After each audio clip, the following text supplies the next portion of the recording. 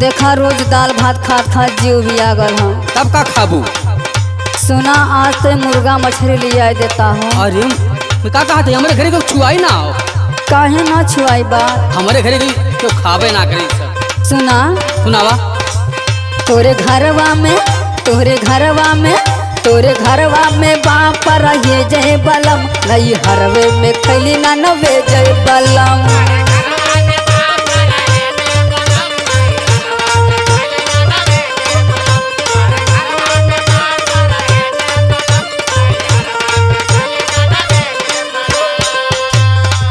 सुना हमारे घर में पर है जो सुना कहा तू तो देखई में हाँ? तू तो देखई में बाड़ू छिहत्तरी गोरी तो के कैसे खियाई मीठा मछरी गोरी।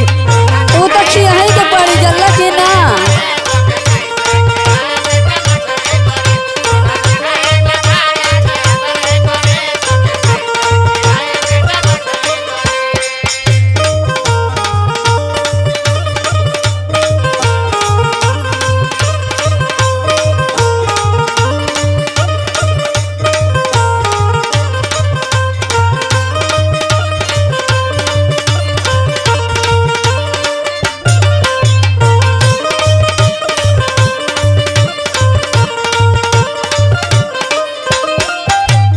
सुना बोला।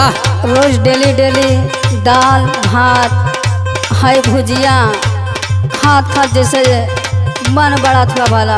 अरे तो दलिया फ्राई कैले वकर दलिया फ्राई करीला तब हो नहीं मनवा भरत। जिंदगी भर हुए खाए हो। बोल सुना बोल का थई। तोरे घरे निक नहीं लागे सादा खाना हमके खिया दा राजा बात मोरा माना।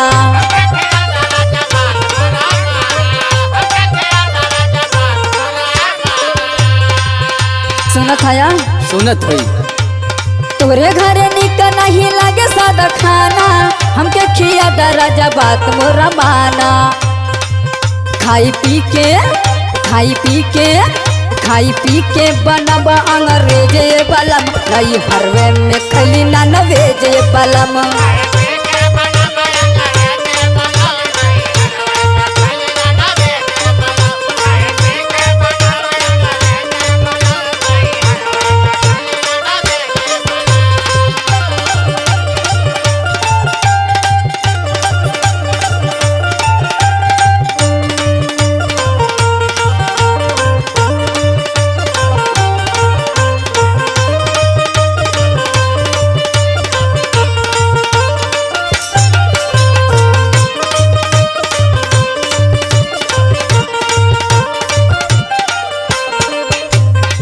देखा हमरे घरे क्यों खाद न चोरियो सुना लिया सकी।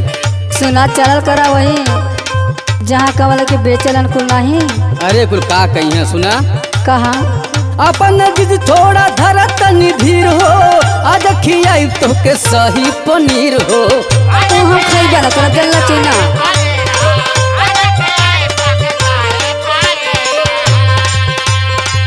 अपन जिद थोड़ा धरा तनी धीर हो आज खियाई तो के सही पनीर हो।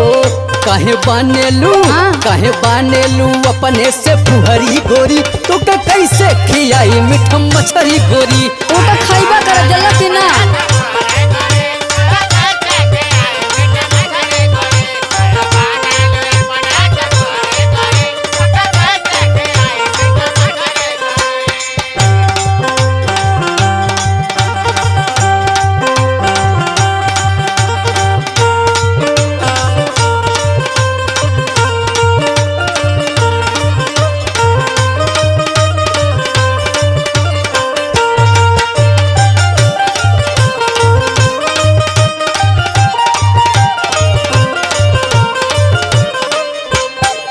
सुना बोला। आज चाहे जो भी कुछ हो हम खाए जल्ला के ना। अरे तो घरवा खाबे। सुना बोल। आज चाहे जवर होई राजा हम खाए सास नदिया बोरिया नैहर चली जाए।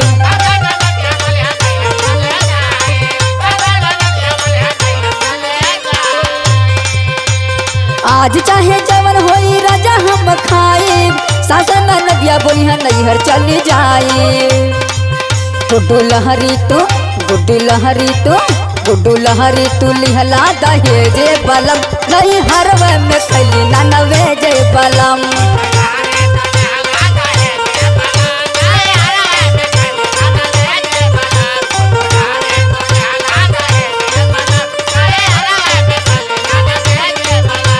देखई में बाड़ू छिहत्तरी गोरी तो के कैसे खियाई मीठ मछरी गोरी। तोहरे घरवा में पापा रहे जे बलम नहीं हरवे में खैली ना नवेजे बलम।